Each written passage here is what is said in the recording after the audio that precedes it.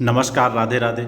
मैं सच्चिदानंद सिंह कुशवाहा। श्रावण माह महादेव शिव की परिवार सहित आराधना का माह है। इस माह में बहुत ही महत्वपूर्ण त्यौहार और व्रत आते हैं जिनका हमारी हिंदू संस्कृति में अत्यधिक महत्व है।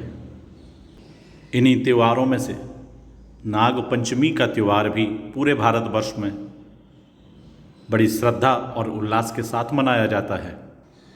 पूरे भारतवर्ष में नाग पंचमी वाले दिन महादेव शिव की आराधना के साथ साथ नागों की भी पूजा की जाती है। श्रावण शुक्ल पंचमी तिथि को नाग पंचमी मनाई जाती है। यदि कहा जाए तो श्रावण मास की शुक्ल पंचमी ही नाग पंचमी कहलाती है। इस दिन नागों का पूजन किया जाता है। नाग पंचमी को नाग दर्शन का विशेष महात्मा है। इन दिनों सांप मारना मना है। वैसे तो अन्य जीवों की भांति ही सांप भी परमात्मा की ही एक रचना है और जीवों पर दया करना हर मनुष्य का कर्तव्य है। इसलिए कभी भी किसी भी जीव की हिंसा नहीं करनी चाहिए। जीव की हिंसा से बढ़कर कोई दूसरा पाप नहीं है। उस पर नाग पंचमी पर नाग का दर्शन का विधान है। इन्हें मारना या इन्हें हानि पहुंचाना तो घोर पाप की श्रेणी में आता है। इसलिए ऐसे किसी भी कार्य से बचना चाहिए। पूरे श्रावण माह में धरती नहीं खोदी जाती। नाग पंचमी को विशेषकर धरती खोदना निषिद्ध है। इस दिन व्रत करके सांपों को खीर व दूध पिलाया जाता है। सफ़ेद कमल पूजा में रखा जाता है। सोने चांदी काठ व मिट्टी की कलम से हल्दी व चंदन की स्याही से 5 फन वाले नाग को अंकित करके उसकी पूजा करना चाहिए। सपेरों को बुलाकर सांपों के दर्शन किए जाते हैं। सांपों के निवास स्थल बामी की पूजा भी की जाती है तथा पूजन के बाद नाग पंचमी की विशेष पौराणिक कथा अवश्य सुनना चाहिए। नाग पंचमी का व्रत इस पौराणिक कथा को सुनने के बाद ही पूर्ण फल देता है।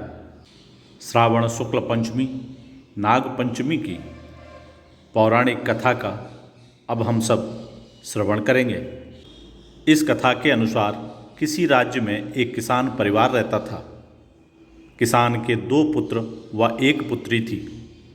एक दिन हल जोतते समय हल से सांप के 3 बच्चे कुचल कर मर गए।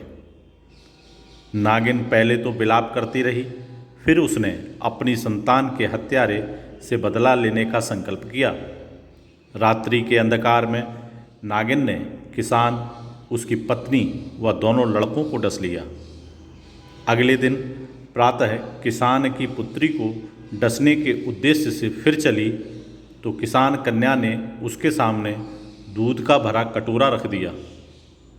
हाथ जोड़ क्षमा मांगने लगी। नागिन ने प्रसन्न होकर उसके माता पिता व दोनों भाइयों को पुनः जीवित कर दिया। मान्यता है कि उस दिन श्रावण शुक्ल पंचमी थी। तब से लेकर आज तक नागों के कोप से बचने के लिए इस दिन नागों की पूजा होती है। इसी प्रकार एक अन्य प्रचलित पौराणिक कथा के अनुसार एक राजा था और उसकी रानी थी। रानी गर्भवती थी। उसने राजा से वन करेली खाने की इच्छा व्यक्त की। राजा को जंगल में वन करेलियाँ दिखाई दी। उसने तोड़कर थैले में भर ली। इतने में नाग देवता वहाँ आए और कहने लगे कि तुमने मुझसे पूछे बिना ये क्यों तोड़ ली। तो राजा हाथ जोड़कर बोले कि मेरी स्त्री गर्भवती है, उसने खाने की इच्छा व्यक्त की थी, मुझे यहाँ दिखाई दी तो मैंने तोड़ ली। यदि मुझे यह मालूम होता यह आपकी हैं तो ज़रूर पूछ लेता। अब मुझे क्षमा करो। नाग बोला, मैं तुम्हारी बातों में आने वाला नहीं हूँ, या तो करेलिया यहाँ रख जाओ या वचन दो कि अपनी पहली संतान मुझे दे दोगे। राजा करेलिया घर ले आया। वह पहली संतान नाग को देने की बात भी कह आया। रानी से उसने सारी बात कही तो भी रानी ने करेलियाँ खाने की इच्छा न छोड़ी। यथा समय रानी ने एक पुत्री व पुत्र को जन्म दिया। नाग को पता लगा तो पहली संतान को मांगने लगा।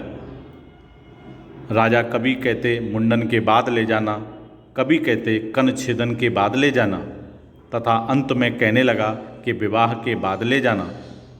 नाग पहले तो राजा की बातें मानता रहा, पर जब राजा ने शादी के बाद ले जाने को कहा तो नाग ने सोचा कि शादी के बाद तो कन्या पर पिता का अधिकार रहता ही नहीं, अतः किसी अन्य बहाने से लड़की को शादी से पहले ही ले जाना होगा। एक दिन राजा अपनी पुत्री के साथ तालाब पर नहाने के लिए गया। तालाब के किनारे एक सुंदर कमल का फूल था। लड़की उसे तोड़ने के लिए आगे बढ़ी तो कमल का फूल भी आगे खिसकता गया। फूल के साथ साथ लड़की भी आगे बढ़ती गई। गहराई में जब लड़की डूब गई तो नाग ने राजा से कहा कि मैं तुम्हारी लड़की को ले जा रहा हूँ। यह सुन राजा मूर्छित हो गया। होश आने पर पुत्री के वियोग में सिर पीट पीट कर मर गया। राजा की मृत्यु का समाचार जब रानी को मिला तथा पुत्री को नाग ले गए यह पता लगा तो उसे इतना गहरा धक्का लगा कि वह भी मर गई। लड़का अकेला रह गया। संबंधियों ने राजपाट छीनकर उसे दर दर का भिखारी बना दिया। वह घर घर भीख मांगता और अपनी व्यथा कहता। एक दिन जब वह नाग देवता के घर भीख मांगने लगा तो बहन को उसकी आवाज़ जानी पहचानी लगी। वह घर से निकली तथा अपने भाई को पहचान लिया। प्रेम से उसे अंदर बुला लिया। दोनों भाई बहन प्रेम से वहाँ रहने लगे। मान्यता है कि इसीलिए भी नाग पंचमी का त्यौहार मनाया जाता है। इस प्रकार श्रावण शुक्ल पंचमी को नाग पंचमी का व्रत रखकर नागों की पूजा की जाती है। साथ ही महादेव शिव की भी आराधना की जाती है। मान्यता है कि नागों की पूजा करने से, उनका पूजन करने से महादेव शिव भी प्रसन्न होते हैं और व्रत करने वाले और पूजन करने वाले व्यक्ति की समस्त मनोकामनाएं पूर्ण करते हैं और उसे मोक्ष की प्राप्ति होती है। हम सब पर महादेव शिव और नाग देवता की कृपा हमेशा बनी रहे। इन्हीं शुभकामनाओं के साथ फिर मिलूँगा एक नए वीडियो में। तब तक आप सभी स्वस्थ रहें, हंसते रहें, मुस्कुराते रहें। जय श्री राधे राधे। हर हर महादेव।